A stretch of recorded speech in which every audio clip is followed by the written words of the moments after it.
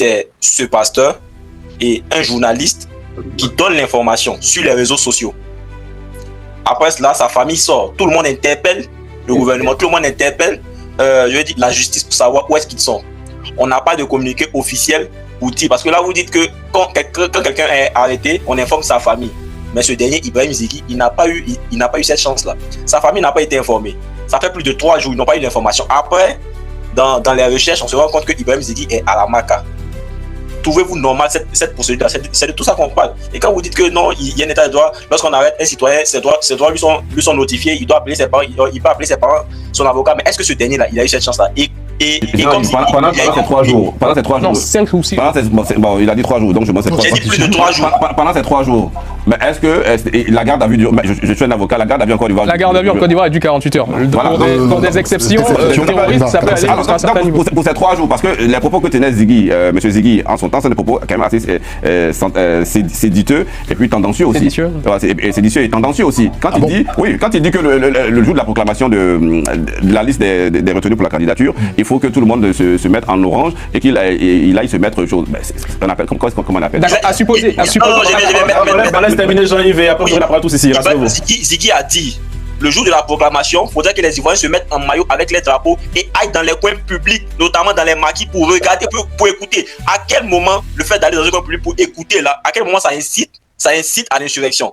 En fait, souvent, c'est-à-dire, moi je pense que le droit, il ne faudrait pas qu'on utilise le droit pour, c'est-à-dire, comme je le disais tout à l'heure, c'est un foutu, on utilise ça pour faire taire les opposants, c'est pas bien. Et donc aujourd'hui là, nous quand on essaie d'attirer votre attention là-dessus, moi je pense qu'à un moment donné, il y a quand même pas beaucoup de choses, je dirais même pas mal, il y a quand même beaucoup de choses à revoir. Maintenant c'est à nous, ça va vous mettre de nous dire. Moi je vais reprendre la parole. Non, je vais juste intervenir pour dire que tout à l'heure quand Maître parlait, il a dit que vous voyez ça comme une observation. Donc ce sont des observations qui, je pense, figurent en fait dans notre nouveau programme. Vous allez voir un certain nombre de mesures justement à l'effet d'améliorer l'appareil judiciaire et tout. Et même quand il parlait de liberté d'expression, même en Europe, il y a des journalistes qui ont quand même été condamnés pour des propos allant au-delà de la liberté d'expression. On a des Zemmour, on a des Soral, on a... Mais ils n'ont jamais été interpellés chez eux à la maison. Non, condamnés déjà. Donc, je veux dire, donc pour dire en fait que oui, la liberté d'expression, et aujourd'hui on est quand même témoin qu'il y a cette liberté au pays. Vous avez l'occasion de voir plusieurs émissions télé où les gens ils viennent, ils disent ce qu'ils veulent, ils rentrent tranquillement. Nous on aurait eu l'occasion, on aurait eu vraiment cette chance là à l'époque, on n'a jamais eu cette chance. Vous pouvez pas dire des choses et puis rentrer tranquillement chez vous. Donc je veux dire, quand même, on ne peut pas jeter du revers de la main du fait que oui, il n'y a pas un état de droit, le dire comme ça de façon absolue. Pour moi, non. Est-ce que vous avez vu des vidéos qui passent des personnes encagoulées qui enlèvent un peu, je ne sais pas si c'est enlever, mettre là, l'expression juridique appropriée, c'est quoi? Enlèvement, interpellation. Le procureur qualifie ça d'interpellation. Moi, j'irai plus loin, puisque les critères d'une interpellation ici ne me paraissent absolument pas remplis. Donc, j'irai plus loin que sur une seule interpellation. Ça va me permettre, Khalil, si tu me permets de reprendre la parole sur ce point-là, de dire que non, moi, je ne vous dis pas, et je ne vous dirai jamais que vous n'avez rien fait. Je dis qu'aujourd'hui, après 15 ans, la justice ivoirienne a des dysfonctionnements qu'on peut légitimement pointer du doigt, tout simplement comme un certain nombre d'autres pans de votre gouvernance. Et pourquoi je m'attarde sur la question de la justice et de l'état de droit? Parce que voyez-vous, ça sert à l'intérêt de tout le monde, l'état de droit. Ce n'est pas des sympathisants ou militants du RHDP, du PPACI ou du FPI. Je revendique une appartenance à aucune chapelle politique, aucune. Et l'état de droit, c'est pour tout le monde.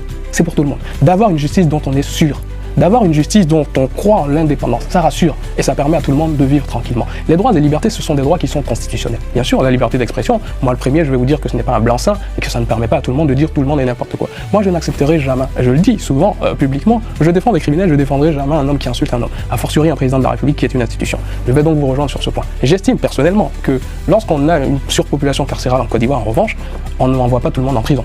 Lorsqu'on a des taux allant jusqu'à 300% de surpopulation carcérale, il faut s'emparer, mais ça ce n'est pas à vous que je le dirai, ce serait peut-être au magistrat, il faut s'emparer à ce que prévoit le code pénal. Le code pénal vous prévoit par exemple des mesures alternatives aux poursuites dont il faut vous emparer. Vous parliez tout à l'heure d'état de droit. Prenez la question par exemple du cas Lino Faso qui est peut-être diplomatique. Moi j'ai juste une chose à dire là-dessus. L'école de gendarmerie, ce n'est pas un lieu officiel de privation de liberté. On n'envoie pas un homme, on ne le détient pas, même pour sa propre sécurité, dans un lieu qui n'est pas un lieu officiel de privation de liberté. Lorsque certaines choses ne peuvent pas être corrigées par ce qu'on appelle l'effet contra legem, donc le contre la loi, eh bien on légifère là-dessus. Si on veut faire des lieux spécifiques pour incarcérer un certain nombre de détenus, on va le prévoir dans la loi. On va dire désormais un certain nombre de détenus seront ici, seront là, seront ici, seront là. Lorsqu'on sait qu'on ne peut pas juger des gens dans le délai de 2 ans, messieurs, qu'est-ce qu'on fait? On retourne devant l'Assemblée nationale et on dit on va allonger le délai de la détention provisoire. Ici, nous avons des délais de détention provisoire qui vont jusqu'à 4 ans. Mais c'est dans les textes, c'est dans les règles. Et donc il faut que vous vous en empariez finalement. C'est ce qu'on vous demande. Et je le dis souvent, ne voyez pas cela comme une critique de votre gouvernance parce qu'on serait opposé à ce que vous faites. On veut que cela s'améliore. Parce que je l'aurais dit et je finirai par là, ça sert tout le monde. Ça sert tout le monde à un état de droit. Ok, merci maître. Je souhaite rebondir. Et puis après, je vous réponds. On est dans un cadre juridique. Hein. J'ai entendu en fait M. Tiekoura dire quelque chose de très intéressant. À l'époque, en fait, les gens n'allaient pas avoir cette chance. Et moi, c'est quelque chose qui m'embête personnellement parce que c'est assez redondant. Et je l'entends depuis plusieurs mois. J'ai l'impression que c'est une communication de campagne. J'ai entendu par exemple M. Amadou Koulibaly, le porte-parole du gouvernement, le dire lors de ses sorties. On se plaint sur la question de la justice actuellement en Côte d'Ivoire. Mais il fut une époque, on ne pouvait pas se plaindre parce qu'on retrouvait des gens sous des ponts, on retrouvait des gens d'accord dans les endroits 6 pieds sous terre. Je veux savoir en fait, combien de personnes avez-vous comptabilisé? C'est quand même macabre de le dire. Hein. Combien de personnes avez-vous comptabilisé par exemple en termes de pertes en vie humaine? Parce que il y a quelque chose qui m'embête. La justice, avant que votre parti n'arrive au pouvoir, elle n'existait absolument pas en Côte d'Ivoire. Je vais me focaliser sur les propos de M. Alassane Dramane Ouattara, parce que là vous êtes très républicain. Vous avez dit quelque chose d'important dans l'exemple de M. Ziggy. Ce que Ziggy tient est très dangereux et séditieux pour l'État. En 2000, M. Alassane Dramane Ouattara disait ceci: il ne reconnaît aucunement, d'accord, la Cour suprême en termes de décision.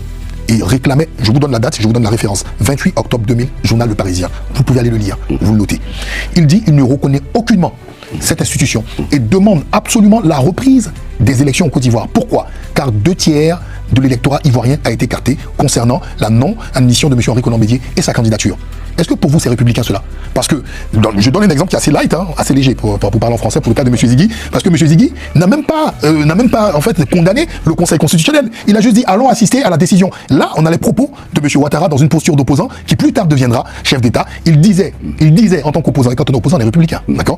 Il disait qu'il ne reconnaît aucunement la Cour suprême parce que 2/3 de l'électorat en Côte d'Ivoire n'est pas représenté et il insistait sur la reprise des élections. Comment prenez-vous cela vous aujourd'hui? Déjà en 95, quand le président de la République actuel, M. Alassane Ouattara, a été écarté de la magistrate de la course à la candidature. Oui. Et il a dit à ses proches, cette loi a été faite pour me barrer la route. Oui. Mais elle est faite contre moi. Je sais qu'elle, ce n'est pas une bonne loi, mais je vais la respecter. D'accord. Donc quand je vous dis cela, est-il républicain ou pas? Ah bah là c'est républicain. Ah bah voilà, donc je vous retourne la question aussi. C'est républicain. Voilà, je vous retourne la question. C'est républicain. Voilà. Là je ne parlais pas de 95, je parle de 2000. Moi je parle de 95. Ah non, en fait on choisit la républicanité. On choisit pas. Vous parlez de la même personne, et moi je vous donne un propos. Mais monsieur Tiekoura doit être cohérent, cette même personne doit être toujours républicaine. Oui, mais elle est républicaine. Ah non, en 2000, c'est pas son il faut qu'on apporte cette thématique. C'était pour lui dire que ce qu'il est en train de dire, c'est vicieux en fait. Ah bon? Oui, c'est vicieux. Parce qu'en 2000, il faut surtout tout le contexte qui était là. On parle du coup d'état du général Robert Guéhi, qui voulait coûte que coûte. Il y a plein d'anecdotes là-dessus que je peux vous citer. Mais on n'est pas là pour cela. Et après, on arrive à quoi? Et on vous regarde droit dans les yeux. Vous n'êtes pas avec moi? Droit dans les yeux. Après, à un moment donné, toute la classe politique ivoirienne a été écarté au profit de qui? Parce qu'il pensait pouvoir manipuler Laurent Gbagbo. Alors, donc en fait... J'arrive, j'ai pas fini. Non, mais c'est intéressant ce que vous dites.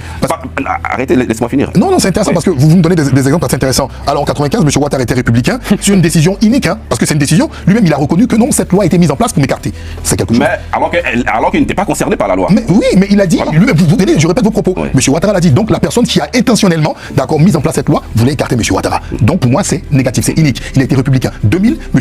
Guy Robert également met en place, selon vos dires, un procédé qui est aussi inique. Alors pourquoi soudainement il n'est plus républicain? Mais parce qu'aussi à un moment donné, il faut savoir dire ça suffit. Ah, d'accord, on va en venir. Il faut savoir dire ça suffit.